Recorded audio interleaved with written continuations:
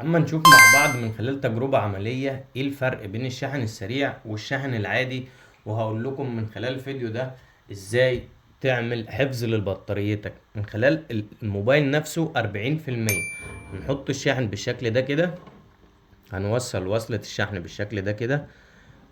هيقول لك المتبقي 1 من الساعات و23 دقيقة. هنفتح الاعدادات بالشكل ده كده، وهنيجي نفعل الشحن السريع متفعل. هنشوف ايه الفرق بين الاتنين، وبكده هنقفل كده الجهاز.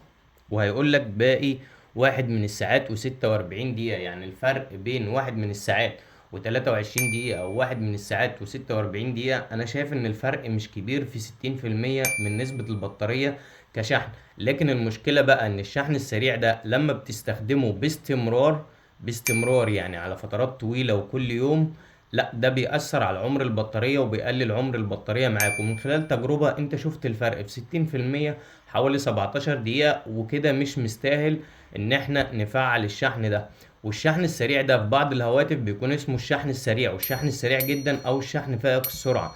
فانت خليك على شاحن متوسط، وبكده بتعمل حفظ للبطارية وبتطول عمر البطارية معاك. وفي النهاية ما تنسانيش من اللايك والمتابعة، ولو عندك اي استفسار سيبولي في تعليق.